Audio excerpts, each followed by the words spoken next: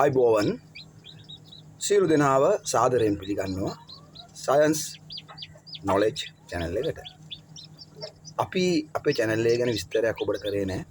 නමුත් අපේ channel එකේ නම සයන්ස් නොලෙජ්.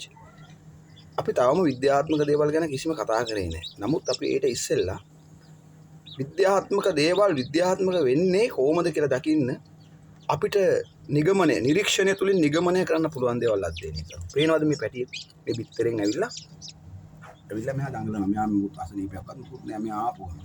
මේ තව එක්කෙනෙක් බිත්තරෙන් එළියට එන්න මං යාට පොඩි උදව්වක් දුන්නා බිත්තර කටුව ගලවලා. මේ තවත් කෙනෙක් මේ කිචි කිචි ගගා දැන් මේකට හේතුව තමයි මේ RIR බිත්තරයක්. කියන්නේ RIR ලා අපේ රටේ නෑ. අපි RIR කියලා කියනවා. බ්‍රවුන් ලේයර් කියන වර්ගයේ මේ බිත්තරේ කටුව ටිකක් ඝනයි. කැල්සියම් වැඩි. ඉතින් මෙයාට මේ කඩාගෙන ඉන්න ටිකක් අමාරුවක් තියෙනවා. ඉතින් අපිට පුළුවන් හැබැයි මේක කරනකොට හරි පරිස්සමෙන් සතාට ඉන්සාවක් නොවෙන්න සතාව මැරෙන්නේ නැති වෙන්න මේ කටුව කරවලා පොඩි සපෝට් එකක් දෙන්න. හැබැයි ඒක කරනකොට නම් හරි කල්පනායි මම කරන්න කියලා අනුමත කරන්නේ නැහැ. එයා කඩාගෙන එනවා. නමුත් චූටි සපෝට් එකක් දුන්නොත් හොඳයි. මෙයා දැන් ඔන්න මම පොඩ්ඩක් සපෝට් එකක් දීලා දින්න දැන් මෙයා චුට් එකෙන් එනවා එළියට. බලමු අපි. දැන් මෙතනත් මේ ඉන්න ඇවිදින්නේ. මේ බඩ එනවා ඇති. මේ බිත්තර කටුව ඇතුලේ මෙයා කෑ ගන්නවා. මේ ඇත්තටම කියනවා නම් මේ බිත්තර දින 21ක් රැකගන්න ඕන.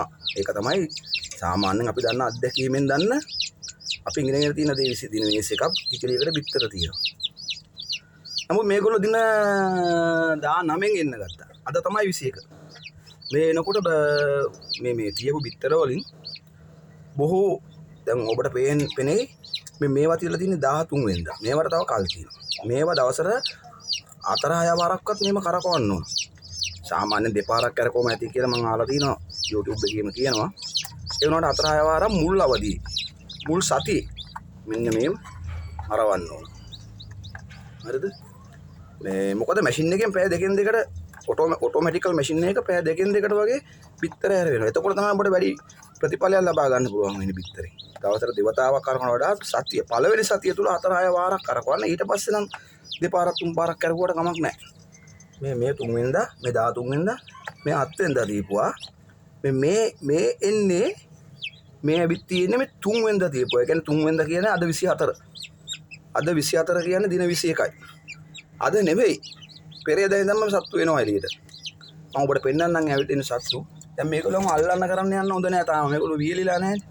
මේගොල්ලෝ දැන් ඔය ඉන්කියුබේටර් ඇතුළේම ඉන්නවා. දැන් මේක ඉන්කියුබේටරේ මැෂින් නැති නිසා ඔටෝ කැරකෙන්නේ නැති නිසා මේගොල්ලන්ට ඉන්න පුළුවන්. හැබැයි මේ පෑන් එක අස්සට ගිහිල්ලා සත්තු තුවාල කරගන්නවා මේ කෙනෙක්. මෙයාව නම් ගොඩ ගන්න බැරි වෙයි. එයා පෑන් එක අස්සේ ඉවරයි කියලා. ඉතින් මේ වගේ අඩුපාඩුකම් තියෙනවා.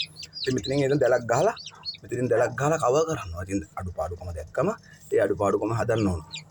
අඩුපාඩුකම දැක්කම මේක එකක් තියෙනවා කියලා. දැන් සාමාන්‍ය ක්‍රමයට බිත්තර රක්වනකොට දින 18ක් යනකොට ඒ බිත්තර ටික ඇචරියකට තියෙනවා. ඇචරිය කියන්නේ මේ වෙනම උණුසුම තියෙන තැනකට. ඒතර ආරක්ෂාව තියෙනවා. මේ ඉන්කියුබේටරේ ඇතුළේම නෙවෙයි. දැන් මේ ඉන්කියුබේටරේ ඇතුළේම පැටවුරුත් එළියට එනවා. පැටව පැය 24ක් මේක ඇතුළේම ඉන්නවා. අපි අල්ලන්නවත් නැහැ පැය 24ක් අල්ලන්න බෑ. මේ අවල්ලුවොත් මෙයාට හොඳ නැහැ. මෙයාගේ ඇඟේ තාම අර ස්මලය මෙයාගේ ශ්‍රාවය මේ තියෙනවා. ඒත් පෙකිනේ බිත්තරෙත් එක්ක සම්බන්ධ වෙලා තියෙන්නේ. හොඳයි. මම හිතන්නේ ඔබට යමක් මේ විස්තර වලින් දැනෙන්නේ නැති. ඔබ සජීවය දැක්කා. අපි විද්‍යාත්මකව කතා කරනවා මේවා ඉදිරියට. කොහොමද මේක වෙන්නේ? 21ක් යන්න ඕන බිත්තරේ දින 19න් ආවේ කියලා. ඒවත් අපි කතා කරමු. මේවා ඉවත් කරන්න ඕන.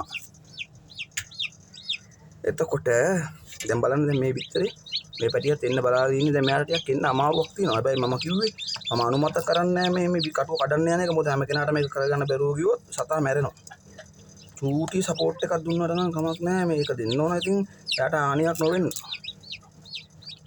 මටත් ඒක කොහොම තියෙමු තා චුට්ටක් වෙලා. දැන් මෙයා නම් ගෝම මේ එන්න ගොඩක් කිට්ටුයි. මෙතන පොඩි ප්‍රශ්නේ තියෙන්නේ මම අර කියපු බ්‍රවුන් ලේයර් කියන කිකිලිගේ බිත්තරේ මේ කටුව කැල්සියම් ගතිය වැඩි. මොකද ඒගොල්ලන්ට කැල්සියම් බහුල ආහාර දෙනවා බිත්තර ගන්න ඕන නිසා. ඒකේ පොඩි ප්‍රශ්නයක් නේ කැල්සියම් වැඩි මේ කට්ට ගණයි මේ. එයාට කඩාගෙන ටිකක් අමාරු ගතියක් තියෙනවා. මේකෙන් මේ පැටව ඇවිල්ලා. හොඳයි. ඔබට මම පෙන්නන්නම් දින 21ක් යන්න ඉස්සෙල්ලා කියන්නේ දින 19 දී ආවා කියලා මම කියපු පැටව ටික.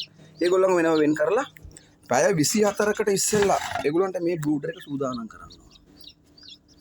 දැන් පැය 24කට ප්‍රථමයෙන් මේ ලයිට් එක දාලා තියන්න ඕන මේගොල්ලන්ව දාන්න ඉස්සෙල්ලා. මොකද මේගොල්ලොන්ගේ ශරීරයේ පුරුදු වෙලා නැහැ. මම මේ තාම විද්‍යාත්මක එක වචනයක් කතා කරන්නේ නැහැ. අනුවර්තනය මම කතා කරන්නේ නැහැ ඕක ගැන එකක්වත්. ඒක පසුව කතා කරමු. දැනට අපි කතා කරමු ප්‍රායෝගිකව. අපි දහමන විදිහට කතා කරන විදිහට මේගොල්ලන්ගේ උණුසුම පරිසර උෂ්ණත්වයට ගැලපෙන විදිහට හැදෙන්නේ නැහැ තාම. කියන්නේ මේගොල්ලෝ ගැන අපි කතා කරමු විද්‍යාත්මකව පස්සේ ඇයි ඒකට හේතුවකින්ද මන්ද කියලා. දැනට ඔබ බලන්න ඔබ තේරුම් ගන්න මේ අය මෙතනට දාන්න ඉස්සෙල්ලා පැය 24කට ඉස්සෙල්ලා මේ වගේ පෙට්ටියක් තුල නැත්නම් බ්ලූටර් අපිව පැස්ස කතා කරමු බ්ලූටර් එකක් අනන්නේ කොහමද මේ බ්ලූටර් එකක් නෙමෙයි මේක පෙට්ටියක්. බ්ලූටර් තමයි මේක. හැබැයි මේට වඩා බලන්න මේ පෙට්ටිය වතුර බොමු.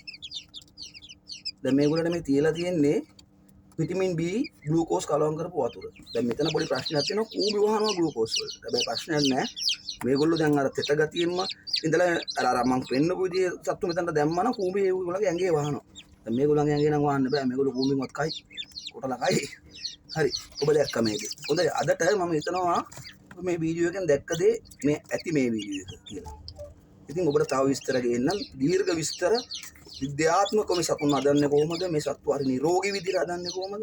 ලෙඩ නැතුව හදාගන්නේ කොහොමද? මේ සිද්ධි ඔක්කොම ඔබට ගේන්න තමයි අපි මේ channel එක තුලින් උත්සාහ කරන්නේ. අපේ මූලික ප්‍රයන්තය තමයි මේ. අපි බලමු අපි වටා කී දිනක එකතු වෙනවද? අපි එතකොට බලමු මොනවා හරි කරන්න. කිසි දෙයක් බලාපොරොත්තු වෙන්නේ නෙවෙයි. මේ රටේ අවශ්‍යතාවය, ප්‍රෝටීන් අවශ්‍යතාවය ඉටු කරගන්න සහ මිනිසුන්ගේ මානසිකත්වය දැන් පරවියන් නැදීමෙන් අපිට ප්‍රෝටීන් අවශ්‍යතාවය සිදු වෙන්නේ නැහැ. හැබැයි අපි ලොකු මානසිකත්වයක් ලබනවා. සුවයක් ලබනවා ඒ සතුන්ගේ. ඒ සත්තු ඇතික. හොඳයි. අද මම සමුගන්න කියලා කල්පනා කරා ඔය. අදට ලබන වීඩියෝ එකකින් හමු වෙනතුරු සියලු දෙනාටම ජයෙන් පිරි